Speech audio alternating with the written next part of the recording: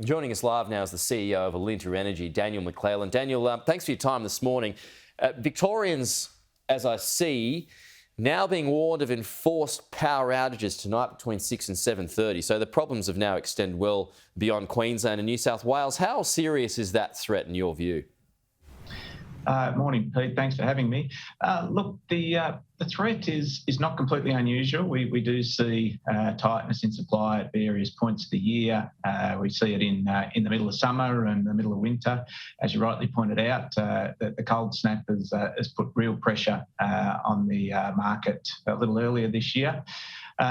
One of the things that does happen in these situations is the market operator works very closely with generators like ourselves, and everybody does absolutely everything possible to avoid the worst type of situation. So while we're certainly on edge, I don't think that we're in a position where we'll be seeing any blackouts tonight unless something goes seriously wrong. Okay. Are generators withholding supply to access higher compensation payments?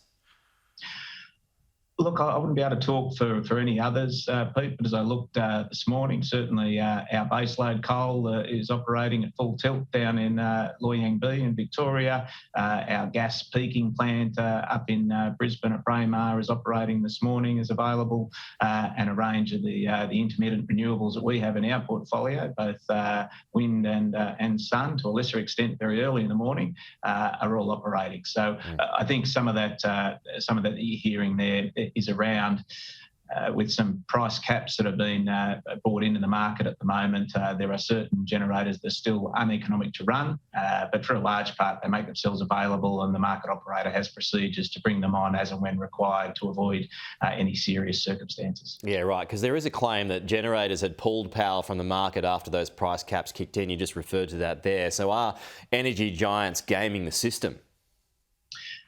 Look, I think after these sorts of situations where there is tightness in the market, I'm sure everything will be reviewed. Operators like us are very clear on our obligations and responsibilities, and I'd be really surprised if there was anything untoward. Right. What about the Theyallan power station? It lost half of its capacity. How much is that going to add to the risk of blackouts?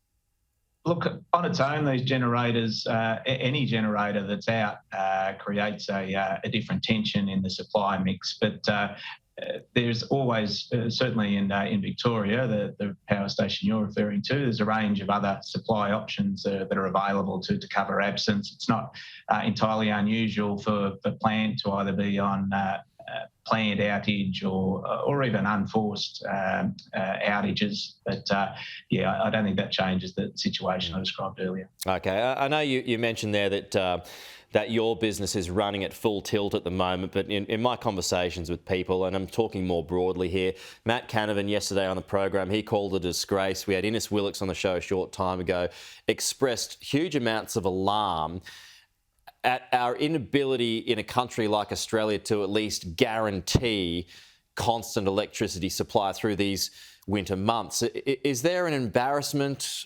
or anything of that nature that you feel from your point of view at the moment that these kinds of guarantees can't be given?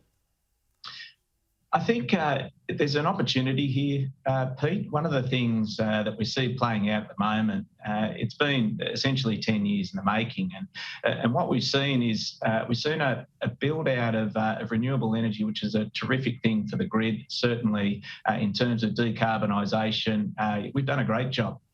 Roughly 30% of our energy today comes from these sources of energy, the turbines and the solar panels, and certainly at Alinta we've been right behind building out those options. Yeah. One of the things that happens though is, this second part of the transition, the next part is going to be a really difficult part because we need to build firming all those assets. The sun goes down every night and the wind does stop blowing, and sometimes it stops blowing for prolonged periods. We need to make sure that we're building the backup supply, and we operate over in the west too, and there's some different market features over there where there's a capacity market which takes some of this volatility out, so that it's not a free kick. You are paid to make sure that you're your plant is available as and when required, and there are real penalties if you're not available.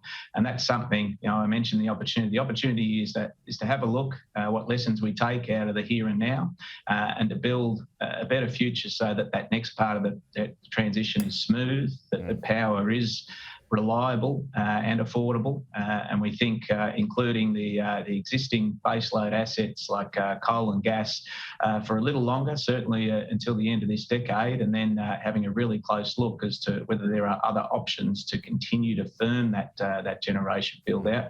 Would be a great idea, and we hope all governments get right behind the federal government and the experts that are looking at this, and we create that solution. Okay. Yep. Well, like you said, hopefully it is smooth. Daniel McClelland, I really appreciate you coming on the show this morning. Thanks for your time. Thanks for having me.